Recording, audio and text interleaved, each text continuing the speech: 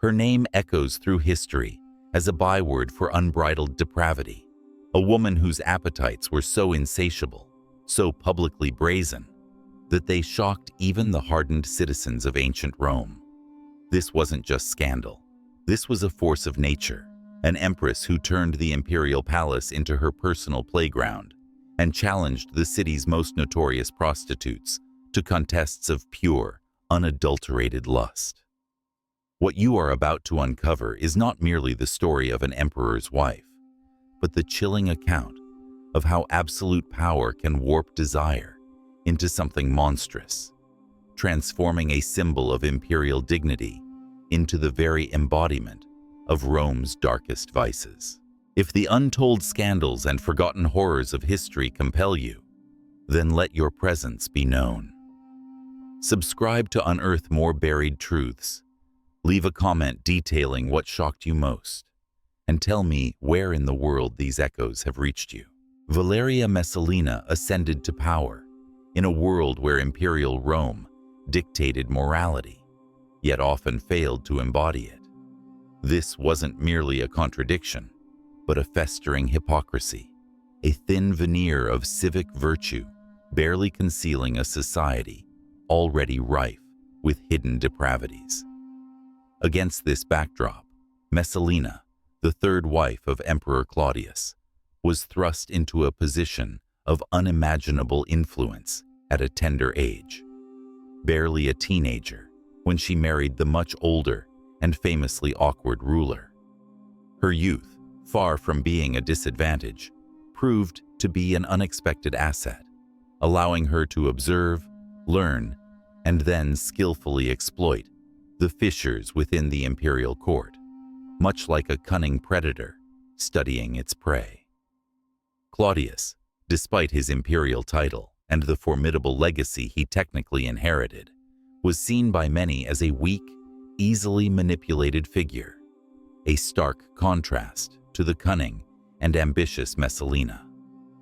His scholarly pursuits, his stammer, and his physical infirmities had long made him an object of court derision and quiet mockery, leaving him acutely vulnerable to the sharp intellect and ruthless charm of his young bride. He craved the approval of the patrician class, a validation that Messalina, with her beauty and magnetic personality, seemed effortlessly to command. She was the dazzling counterpoint to his perceived deficiencies, a vibrant, powerful presence who could project the strength he lacked, yet remain utterly subservient to his whims in public. This dynamic created a perfect storm for her ascendancy, a man desperate for love and respect, and a woman who understood how to provide the illusion of both, while systematically dismantling his authority from within. For Messalina, his blindness was her greatest asset, his trust her most potent weapon. Her youth, combined with a striking beauty that charmed the superficial Roman elite, belied a ravenous ambition and a sexual appetite that would redefine the boundaries of imperial scandal. This wasn't a woman content to merely play the dutiful empress, to oversee domestic affairs, or entertain safely within the confines of court etiquette. Such a role was for lesser women, for those who understood the constraints of the gilded cage. Messalina saw her position not as a constraint, but as the ultimate liberation, a gilded cage with an open door to every forbidden pleasure. The power of the imperial throne became her shield against consequence, her sword to cleave through any opposition, and her personal key to a world of uninhibited indulgence. With the full might of Rome's authority indirectly at her command, shielded by her husband's willful blindness and her own breathtaking audacity, she could demand anything, anyone, and bend the strictures of aristocratic society to her whims, twisting tradition into tools for her own gratification. Her control over Claudius was absolute, a chilling testament to her manipulative genius. She understood his intellectual insecurities, his desperate need for affirmation, and his convenient, almost academic, detachment from the grim realities of court politics. While he buried himself in his histories, his legal texts, and his antiquarian studies, Messalina systematically dismantled any opposition, turning court intrigue into a blood sport played for her amusement. She transformed the usually intricate, often deadly dance of Roman politics into a stage for her own sadistic theater. She wielded his authority like an unseen hand, a puppeteer pulling strings that Claudius himself believed he controlled. Under her subtle yet relentless influence, rivals who had dared to slight her or stand in her way found themselves abruptly accused of treason, their estates confiscated, their names erased from public memory. Wealth that flowed into the imperial coffers through these purges became her personal slush fund, lubricating the wheels of her increasingly extravagant lifestyle and her escalating demands. Loyalists, those who served her darkest desires, were swiftly elevated, granted lucrative appointments and prestigious titles, creating a powerful, self-perpetuating cycle of corruption where devotion to Messalina became the surest path to power. The imperial court, once a center of strategic power plays, transformed into a murky arena where a single beautiful empress dictated life and death, fortune and ruin, with a smile and a whispered word in her husband's ear. The vast wealth of Rome, built on conquest and commerce, became her personal treasury, funding her increasingly extravagant lifestyle and her escalating demands. She didn't merely spend it, she consumed it with a rapacious hunger, transforming state resources into instruments of private indulgence. Luxurious jewels, exotic perfumes, and lavish garments were just the superficial trappings. Beneath this veneer, she amassed properties, built pleasure villas, and maintained a retinue that rivaled the emperor's own household in size and opulence. Every coin spent, every decree issued, every enemy eliminated, deepened her hold on power and widened the scope of her depravity. She moved through the corridors of the imperial palace with an air of untouchable authority, her every gesture radiating a quiet menace. Courtiers learned to anticipate her moods, to interpret her fleeting glances, for a misstep could mean ruin. The true ruler of Rome was not the bumbling scholar on the throne, but the dazzling, ruthless empress who held him in her thrall. The whispers began subtly, initially dismissed as the usual court gossip that plagued any empress. Tales of indiscreet affairs, of late-night liaisons with senators, gladiators, and even actors circulated through the patrician villas, exchanged over hushed dinners and behind silk tapestries. But these were not merely romantic dalliances, born of fleeting passion or polite flirtation. They were often aggressive, predatory pursuits, driven by a desire for novelty, a thrill derived from transgression, and a deep-seated need to assert her absolute dominance over all who caught her eye. Messalina didn't seduce, she commanded. The thrill was not just in the act itself, but in the forbidden nature of it, in flaunting every societal expectation for an empress, in forcing men of status, men accustomed to power themselves, to abase themselves before her unbridled libido. She targeted not just the young and virile, but men whose reputations were unassailable, whose political futures were bright. To have such a man kneel before her, sexually, socially, and politically, was the ultimate expression of her power. Each conquest was a trophy, a testament to her untouchable status, a living symbol of her power to defy convention and escape consequence, daring anyone to challenge her. Her confidants, a carefully selected circle of equally debauched courtiers, ambitious freedmen, and professional prostitutes, formed a meticulously organized network of enablers. These were not mere friends, but an extension of her will, a clandestine administration devoted solely to facilitating her desires and protecting her secrets. They were her eyes and ears within Rome's labyrinthine social circles, her fixers who could arrange any clandestine meeting, and her facilitators who smoothed over any potential scandal. They meticulously procured the most desirable subjects for her pleasure, scouring the gladiatorial schools for muscular athletes, the senatorial houses for handsome young heirs, or even the bustling theaters for actors whose physiques and stage presence appealed to her refined but insatiable tastes. No social barrier was too great, no reputation too pristine to be violated if Messalina expressed an interest. This network was a masterclass in clandestine operation. They arranged secret rendezvous in secluded urban villas or remote country estates, ensuring absolute privacy and deniability. They disguised her excursions from the palace with elaborate ruses, using false identities, hidden carriages, and circuitous routes to prevent anyone from tracking her movements.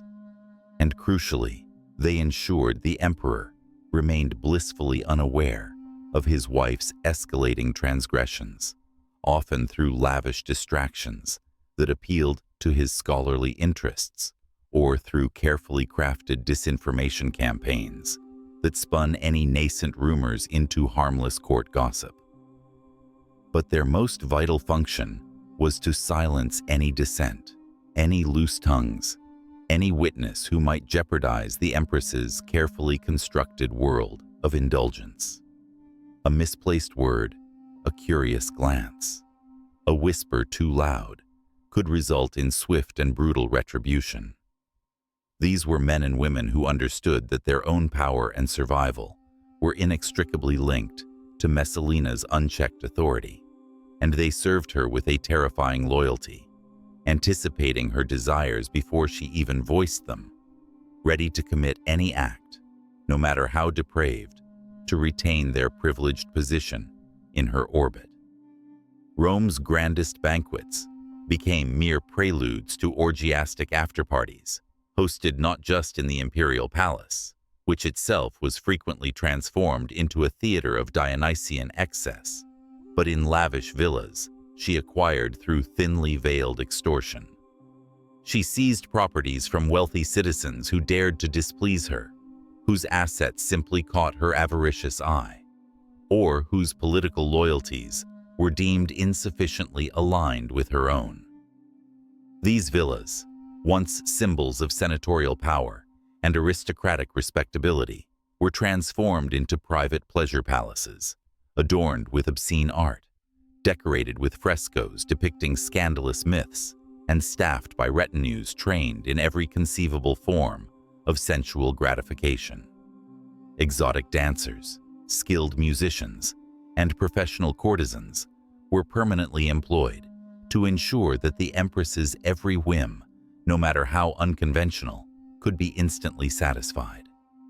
The air in these venues was thick with perfume, wine, and the scent of forbidden pleasures, a stark contrast to the staid decorum expected of imperial circles. The city's most beautiful and virile young men, whether senators' sons, acclaimed poets, or celebrated athletes, found themselves summoned to the imperial apartments or her private retreats. These summons were not invitations, but commands, their careers, and indeed their very lives, hanging in the balance should they refuse the Empress's increasingly explicit demands. Refusal was not an option. A polite decline was perceived not as a sign of virtue, but as an act of insolence, a direct challenge to her supreme authority, punishable by social ruin or worse. Men who hesitated often found their families targeted, their reputations destroyed, or their livelihoods mysteriously evaporated.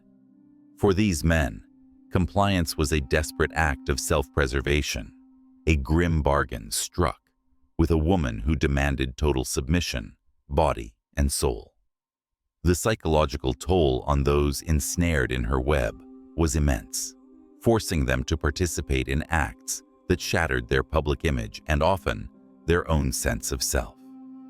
Many emerged from her embrace with shattered careers and fractured minds, while those who truly crossed her vanished without a trace.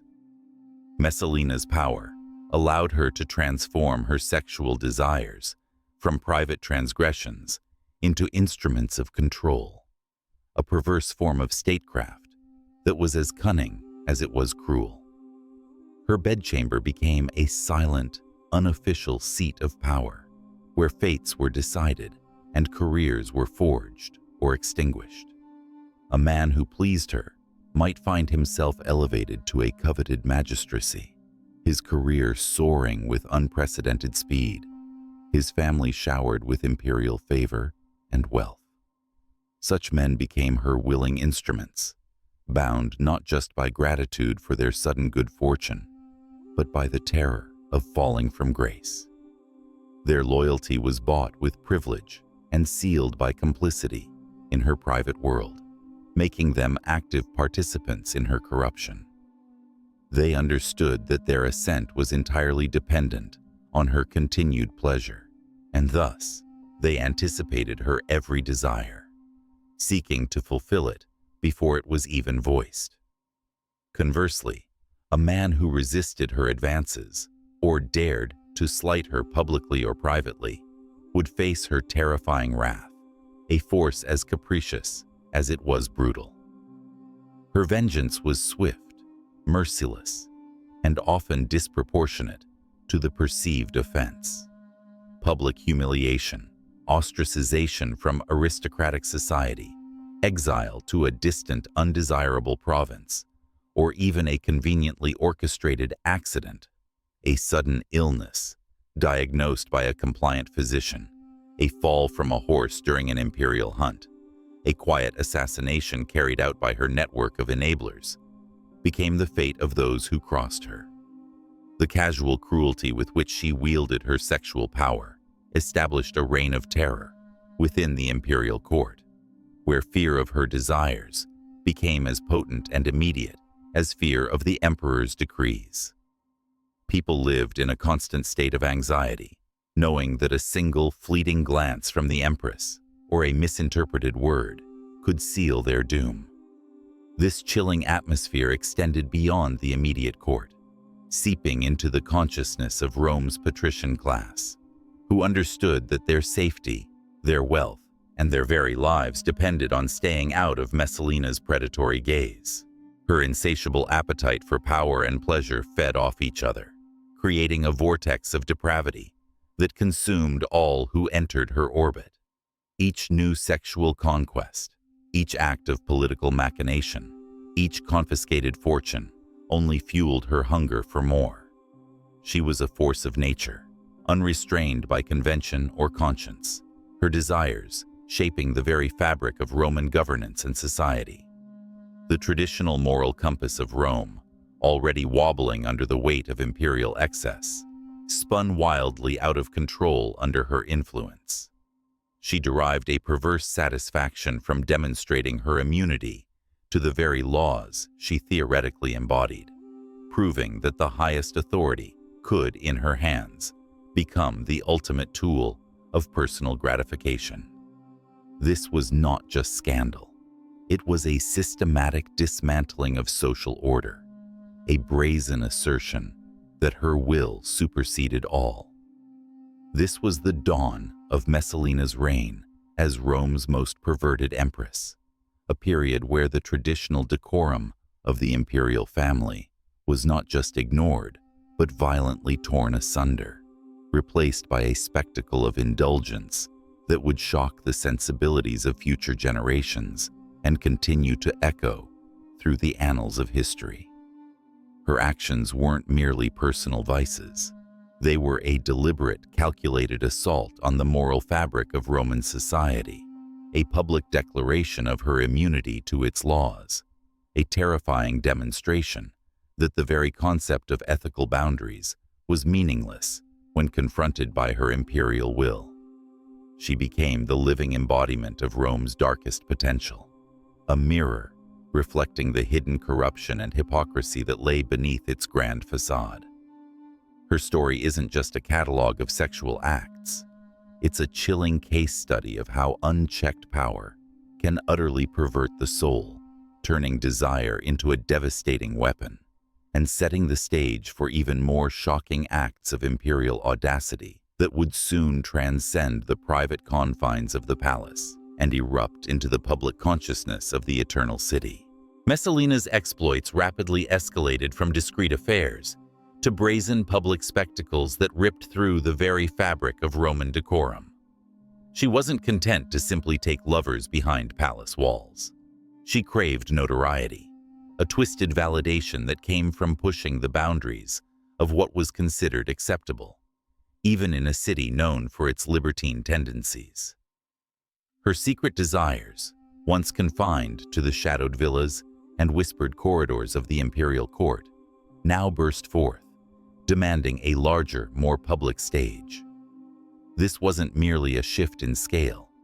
It was a fundamental transformation of her depravity into a performative act, a conscious challenge to every societal norm that supposedly governed the Empress of Rome. She sought not just satisfaction, but a profound and perverse demonstration of her untouchable status, her absolute immunity to consequence, daring the entire Eternal City to look away. Her ultimate act of defiance, the one that cemented her legend as Rome's most depraved woman, unfolded in the city's infamous brothels. This wasn't some whispered rumor, a fleeting piece of court gossip. It was a widely documented event, recounted by historians like Tacitus and Juvenal, who struggled to capture the sheer audacity of her actions without descending into pure disbelief. These ancient chroniclers, accustomed to imperial excesses, found themselves grappling with an empress whose hunger for transgression defied all precedent. They recorded her exploits with a mixture of horror and fascination, their words betraying profound shock at how far the wife of their emperor had fallen, or perhaps risen to a terrifying new plane of audacity. Under the cloak of night, or sometimes with a shocking lack of concealment, Messalina would shed her imperial robes and adopt the guise of a common prostitute. This wasn't a mere costume change. It was a psychological metamorphosis, a calculated shedding of her identity as empress, replaced by the persona of Lysiska, a name she chose, meaning she-wolf. A predatory, wild creature of the night, perfectly suited to the urban jungle she was about to enter. The transformation began in her private apartments, aided by her most trusted confidants, who understood implicitly the Empress's insatiable desire for this forbidden charade.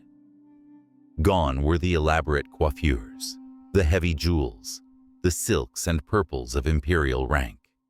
In their place, a simple coarse tunic, a cheap wig, perhaps a rough shawl to obscure her famously beautiful face, and the telltale scent of cheap perfume designed to mask the lingering aroma of imperial opulence. This was no fleeting whim. It was a meticulously planned operation, designed to immerse herself completely in the raw, unvarnished reality of Rome's underbelly. She would frequent the brothel districts, not merely as a patron, but as a participant, a willing and eager player in the grimy theater of public depravity. Her destinations were often the larger, more bustling lupanaria near the Subura, Rome's densest and most notorious quarter, where the air hung heavy with the smells of stale wine, sweat, and cheap incense. There, sounds of drunken laughter, coarse shouts, and muffled moans spilled out into the narrow, shadowed streets. These were establishments far removed from the pristine marble of the Palatine, frequented by sailors, gladiators, merchants, and soldiers. Men who would never in their wildest dreams Imagine consorting with an empress. Yet, there she was, standing alongside the city's most experienced courtesans, openly soliciting clients, negotiating prices, and engaging in public acts of sexual service. The thrill for Messalina was manifold, a complex psychological cocktail of defiance, degradation, and absolute control. By disguising herself, she experienced the raw, unfiltered desire of men who saw her not as an empress, but as an anonymous body for hire. It was a perverse form of validation, a hunger to be desired purely for her physical self, stripped of the power and privilege that usually drew men to her. There was also the intoxicating danger of discovery, the razor's edge she walked between anonymity and exposure, a gamble that only heightened the rush. Each transaction, each whispered negotiation, each anonymous encounter behind a flimsy curtain in a cramped cell was a profound act of transgression, a deliberate violation of every taboo attached to her imperial station.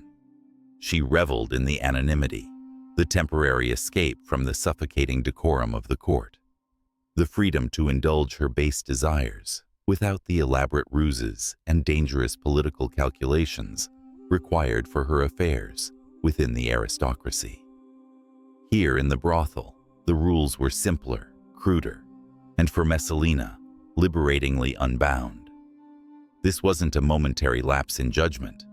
It was a deliberate, calculated performance designed to satisfy a profound and disturbing need for degradation, for the thrill of being desired as a mere object, stripped of her imperial identity. She found a perverse kind of empowerment in this self-abasement, a demonstration of ultimate control over her own body and reputation, proving that she could descend to the lowest rung of society and still, somehow, emerge triumphant and untouchable. It was a dark psychological game she played with herself, with society, and implicitly with the very idea of imperial authority. The money she earned, often no more than a few paltry asses or denarii, coins she, as empress, could have minted by the thousands, was not the object. It was the symbolic act of earning it, of being paid for her body like any common streetwalker, that satisfied a deep, twisted craving within her. But even this wasn't enough to satiate her ravenous appetite for sexual novelty and competitive transgression. The apex of her brothel escapades came in a legendary contest against Scylla, a prostitute renowned throughout Rome for her endurance and insatiable sexual prowess. Scylla was a legend in her own right within Rome's underworld, a woman whose name was synonymous with tireless performance and a physical stamina few, male or female, could rival. Her reputation had undoubtedly reached Messalina's ears through her network of enablers, sparking a dangerous, competitive fire within the Empress. For Messalina, this wasn't just about sex, it was about supremacy. It was about proving, beyond any shadow of a doubt, that she was not just the most powerful woman in Rome, but the most sexually dominant, the most indefatigable, the very embodiment of unbridled libido. The challenge was issued not through formal channels, but through the clandestine whispers and illicit arrangements that formed the lifeblood of Messalina's secret world. Scylla, perhaps initially amused, then intrigued, and finally, surely apprehensive, accepted. The stage for this extraordinary spectacle was a sprawling, opulent brothel, rumored to have been secretly acquired by Messalina herself through veiled threats and extortion. Its lavish chambers were typically reserved for Rome's wealthiest and most discerning clients. On the appointed night, the brothel was closed to all but a select, carefully curated audience. Messalina's inner circle of debauched courtiers, a few trusted freedmen, and a collection of professional gamblers and connoisseurs of vice, all sworn to absolute secrecy, under pain of Messalina's terrifying wrath. The stakes were implicit, not just bragging rights, but the very assertion of Messalina's terrifying will. The contest itself was an all-night marathon of coitus, a brutal test of endurance designed to determine who could service more clients until the first light of dawn. The rules were simple, crude, and explicit. Each woman would occupy her own designated chamber, and clients, lined up in a constant procession, would move from one to the other. The goal was simple: sheer numbers. The atmosphere was a heady mix of anticipation, depravity, and voyeuristic excitement. Wine flowed freely, exotic foods were laid out, and musicians played subdued, sensual tunes, their melodies weaving through the muffled sounds emanating from the chambers. Scylla, confident in her established reputation, began with practiced ease, her movements fluid and efficient. But Messalina, fueled by wine, an unyielding will to prove her sexual supremacy, and a truly terrifying inner drive, approached the task with an almost frenzied intensity. As the hours bled into the deepest part of the Roman night, the contest became less about pleasure and more about raw, animalistic endurance, a battle of wills as much as bodies. Clients, many undoubtedly aware, or at least suspected, the identity of one of the participants, were cycled through, their faces a mixture of awe, lust, and disbelief. Messalina, stripped of her disguise as the night wore on, her imperial beauty now openly on display, drove herself relentlessly. She pushed past fatigue, past physical discomfort, past any conceivable limit, her eyes burning with a fierce, unwavering determination. Each completed encounter was a notch on her perverse belt, a testament to her inexhaustible capacity for gratification and degradation. Scylla, the seasoned professional, slowly began to flag, her movements becoming more sluggish, her expressions more strained. The legendary prostitute was, for the first time in her career, being outmatched, not by another professional, but by the Empress herself, who approached the act with a manic intensity born of power, not profit. The Empress, by all accounts, emerged victorious. Accounts claim she outlasted Scylla, serving dozens of men through the night, a feat that would have been shocking for any woman, let alone the wife of the Roman emperor.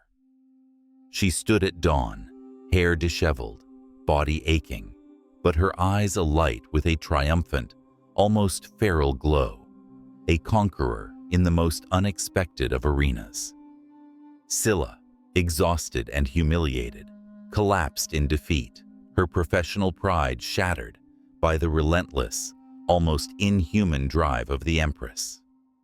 Messalina had not merely won a contest, she had asserted a terrifying new form of dominance, proving herself superior even in the most base and illicit of realms.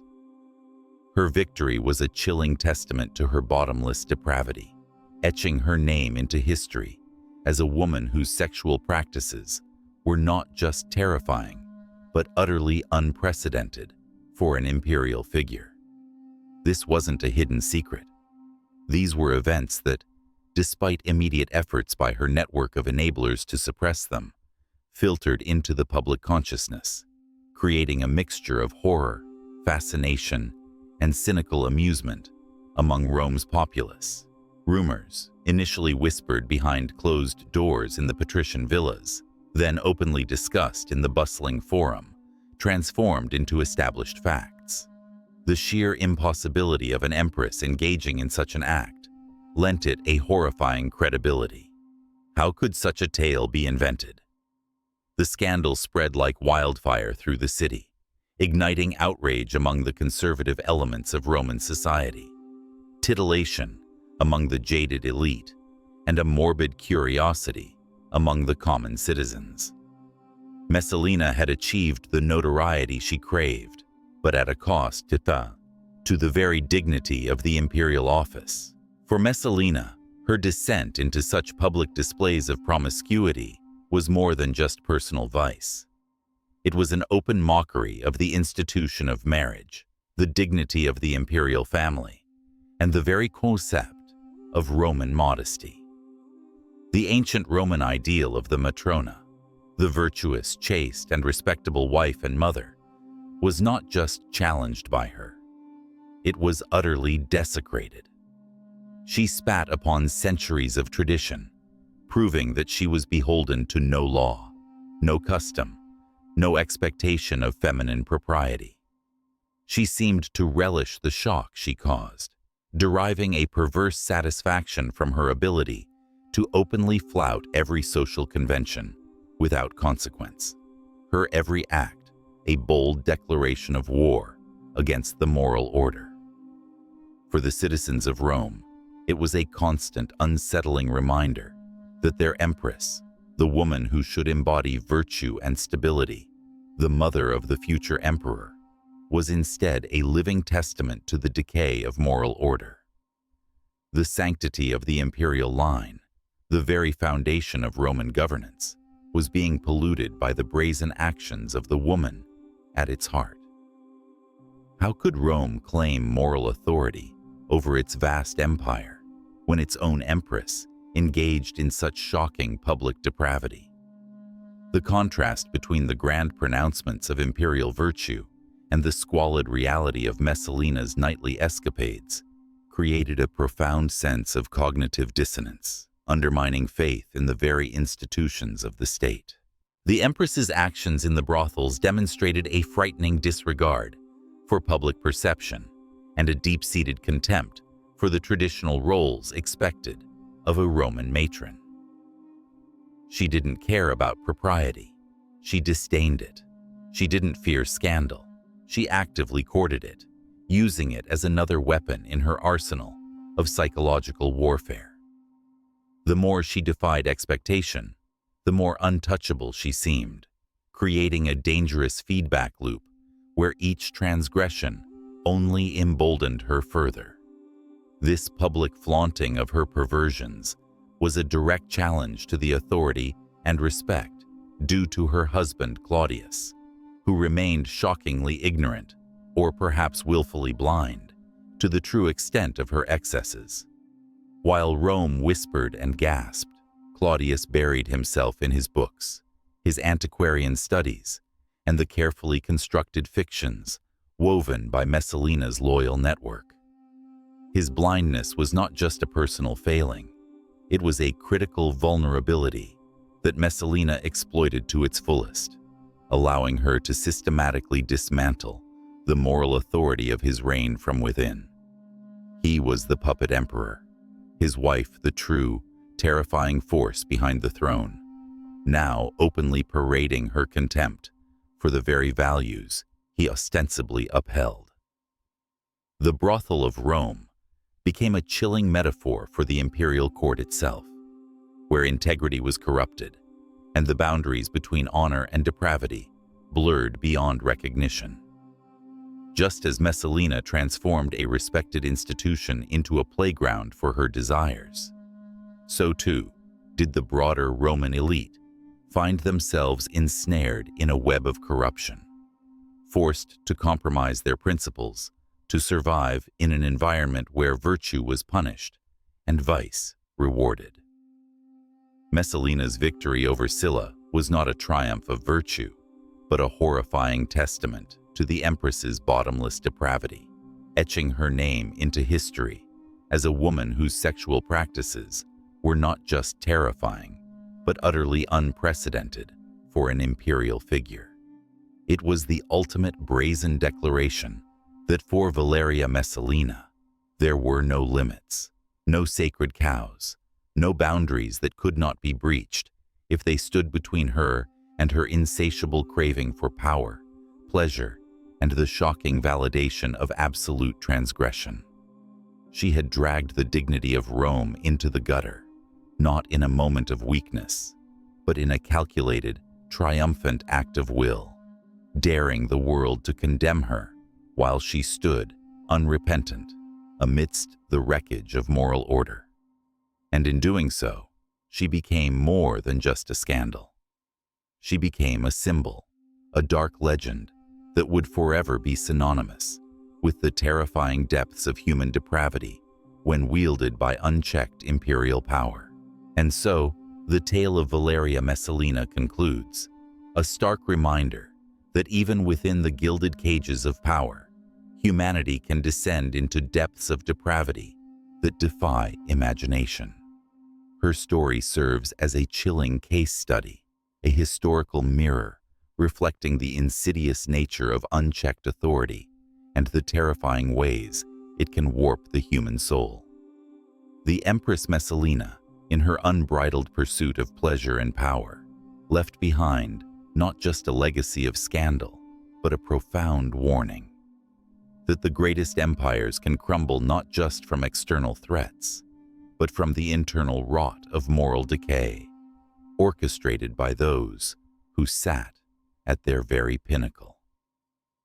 Thank you for joining me on this dark journey through Rome's most shocking secrets.